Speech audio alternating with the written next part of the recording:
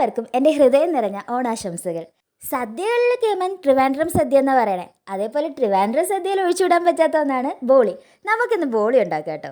ആദ്യം തന്നെ കുറച്ച് മൈദാമാവ് എടുക്കുക, അതിലേക്ക് ഉപ്പും മഞ്ഞപ്പൊടിയും വെള്ളം ഒഴിച്ച് നല്ലപോലെ മിക്സ് ചെയ്യുക. നല്ലപോലെ കുഴയ്ക്കാൻ പറയുമ്പോൾ ദോശമാവ് പോലെ ആക്കി കളയരുത്, ചപ്പാത്തിയുടെ മാവിൻ്റെ കുറച്ച് സോഫ്റ്റ് വേർഷനാട്ടോ. ഇത് കുഴച്ചെടുക്കുന്ന സമയം കൊണ്ട് നമുക്ക് കടലപ്പരിപ്പ് വേവിക്കാം കേട്ടോ. നമ്മുടെ കടലപ്പായസം ഉണ്ടാക്കുന്ന കടലപ്പരിപ്പ് അത് കുക്കറിലിട്ട് ഒരു 5-6 വിസിൽ വേവിച്ചെടുക്കുക. പിന്നെ നമ്മുടെ ഈ മാവ് ഒഴുകണയിൽ കുറച്ച് നല്ലെണ്ണ ഒഴിച്ച് സെറ്റാക്കി വെക്കുക. ഇനി അതൊരു 1 മണിക്കൂർ വരെ നമ്മൾ റെസ്റ്റ് ചെയ്യാൻ വെക്കുക, എങ്കിലേ അത് നല്ല സോഫ്റ്റ് ആയിട്ട് കിട്ടത്തുള്ളൂ. ഇനി നമുക്ക് നമ്മുടെ കടലപ്പരിപ്പ് റെഡിയാക്കി എടുക്കാം. കടലപ്പരിപ്പ് നല്ലപോലെ വെള്ളം ഊറ്റിക്കളയുക. എന്നിട്ട് ഒരു പാൻ വെച്ച് അതിലേക്ക് കടലപ്പരിപ്പിട്ട് അതിൻ്റെ വെള്ളം ഒന്ന് പോയി കിട്ടുമ്പോഴത്തേക്കും നമുക്ക് പഞ്ചസാര ഇടാം. പഞ്ചസാര പൊടിച്ച് ചേർക്കാം, അല്ലാതെയും ചേർക്കാം. ഈ പഞ്ചസാര പൊടിക്കുന്നതിൻ്റെ കൂട്ടത്തിൽ 2 ഏലക്കയും 2 ഗ്രാമ്പൂവും ചേർത്തിട്ടുണ്ട് കേട്ടോ. സാധാരണ ജാതിക്ക പൊടിച്ചതാണ് ചേർക്കേണ്ടത്. ഞങ്ങളുടെ ജാതിക്ക പൊടി ഇല്ലാത്തതുകൊണ്ട് ഗ്രാമ്പൂ വെച്ച് അഡ്ജസ്റ്റ് ചെയ്തതാണ്. അതിലേക്ക് കുറച്ച് മഞ്ഞപ്പൊടിയും കൂടി ഇട്ട് നല്ലപോലെ മിക്സ് ആക്കുക. അതൊന്ന് ഡ്രൈ ആയി വരുന്നവരെ വെയിറ്റ് ചെയ്യുക. ഞങ്ങളിത് ആദ്യമായിട്ടാട്ടോ ബോളി ഉണ്ടാക്കി വെക്കുന്നത്, അതുകൊണ്ട് തന്നെ എങ്ങനെ ആവുമെന്നൊക്കെ നല്ല ടെൻഷൻ ഉണ്ടായിരുന്നു. ഇനി നമ്മുടെ കടലപ്പരിപ്പ് മിക്സിയിലിട്ട് നല്ലപോലെ അടിച്ചെടുക്കുക. ഒരുപാടങ്ങ് കുഴഞ്ഞു പോകണമെന്നില്ല, കുറച്ച് കടിക്കാൻ കിട്ടിയാലും പ്രശ്നമില്ല. ഇനി അത് കുഞ്ഞു കുഞ്ഞു ബോൾസ് ആക്കി ഉരുട്ടിയെടുക്കാം. ഒരു ലഡുവിൻ്റെയൊക്കെ ഒരു വലുപ്പം അത്ര മതി. പെട്ടെന്ന് കണ്ടാൽ ലഡു പോലെയൊക്കെ ഇല്ലേ. ഇനി നമുക്ക് നമ്മുടെ പരിപാടി തുടങ്ങാം.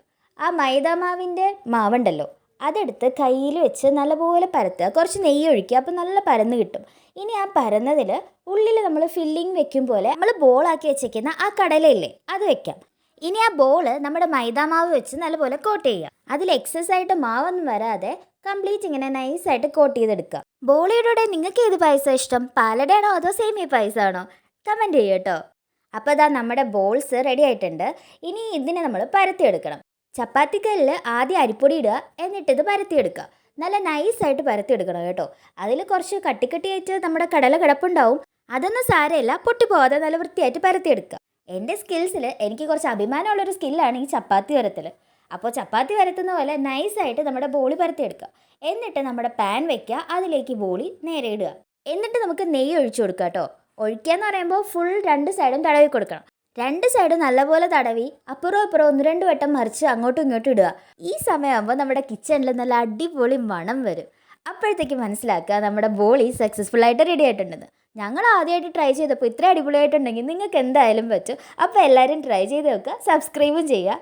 ഇതേ കണ്ടില്ലേ, നല്ല സോഫ്റ്റ് പൂ പോലത്തെ ബോളി. അപ്പോൾ എല്ലാവരും ബോളിയൊക്കെ ഉണ്ടാക്കി ഓണമൊക്കെ അടിപൊളിയായിട്ട് ആഘോഷിക്കുക. ഓക്കെ, ടാറ്റാ.